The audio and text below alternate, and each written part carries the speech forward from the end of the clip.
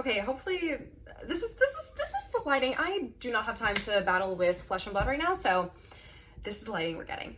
Okay, hi guys, we are back, and today's video is all about centralizing your faith and becoming the best version of yourself from it. I want to talk about specifically not only how your confidence obviously skyrockets, how exactly through that newfound confidence in your faith, boasting your weaknesses becomes so important. And in this video, we will be highlighting 2 Corinthians chapter 12, verses 9 through 10.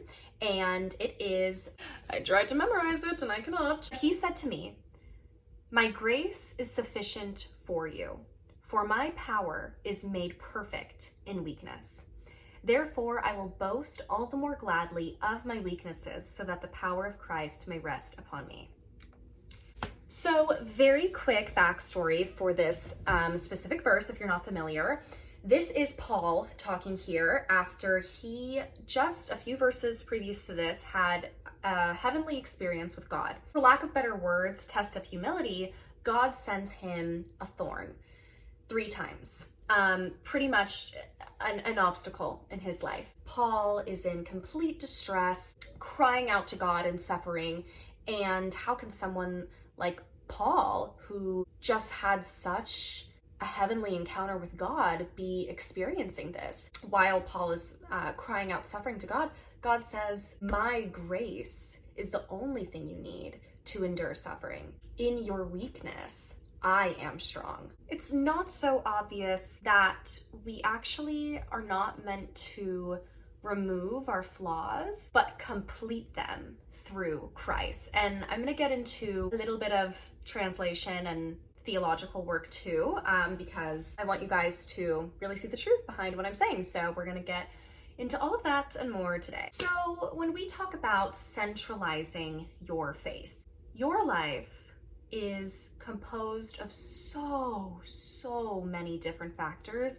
that make it a fully well-rounded, prosperous life. You have yourself, taking care of yourself in every realm, so physically, spiritually, mentally. You have your relationships with your family, with your friendships, your hobbies, the things that make you, your career, your education, your favorite foods, the way you spend your free time, the music, your style. All of these components is what makes you your individual self. And this circle has a center that all of these components revolve around, and that is your faith. Oftentimes, everybody does it. That center is replaced, and you wonder why everything sort of falls apart. Common example here.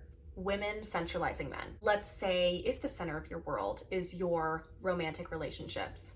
Girl, you wonder why you're so insecure all the time. If your center is anything external, worldly for the Christian lingo, okay, it will never satisfy you.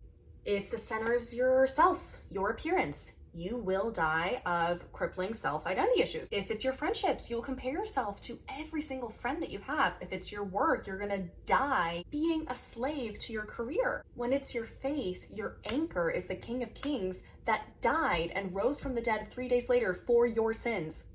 All of those components that I previously listed, your hobbies, your taste in music, the things that make you, your personality, all of that was created. And imagine this, in the image of God, He created you. And exactly the way you are is perfect to be in the world as it is right now.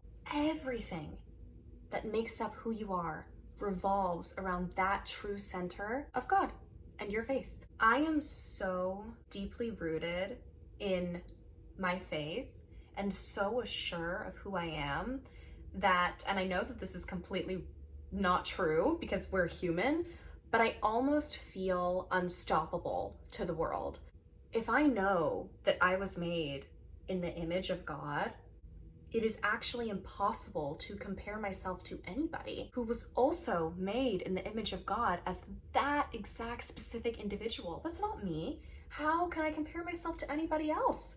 God is saying to Paul, "My grace, my power, my strength, that's the only thing you need to endure all of this suffering." So in times of suffering, Paul said, I will boast with gladness in my weakness. God, of course, created us with our strengths and talents to glorify Him, obviously. But that does not mean that our weaknesses were not made in the same light to glorify Him as well. It is obvious to you that when you use your strengths, it will be easy. And more likely than not, you will reap some sort of benefit because you know this is your strength, this is your talent, you know what to expect. The profoundness of God's power comes when He uses your weaknesses. The places of yourself that you thought were untouchable, that were unusable, all of a sudden are being used to glorify Him. In this verse specifically, the word perfected, as translated, is completed or accomplished. Our weaknesses and our flaws, they are not meant to be removed. They are meant to be completed through Christ. What a freeing thought to have, that your weaknesses, your insecurities, they aren't meant to be something to figure out how to strip away from you. There's something wrong with you, it has to be removed from your life. No, these are the corners of yourself that are perfect opportunities for God to accomplish something within them. Ah, now that's a word. That is where your confidence comes from, when your faith is the center of your life. And so if the center of your life is that peace, confidence, and security of God, all of those components I listed out in the beginning of the video have their own peace, confidence, and security within themselves. You have this motivation of everything I do, every little action I do is an opportunity to glorify God. There's no other choice but to try my best with literally everything, whether it be the extent of your career or the conversation you have with that stranger in the grocery store. Everything is an opportunity to glorify Him. All of those components are circling around that faith. Centralize your faith and become the best version of yourself because of it. Allow God to take control of your strengths and your weaknesses. I hope I edit this video in a way that makes the most sense to everybody. Your faith is your future, and run after it. Okay, that's all there is from me today. Goodbye.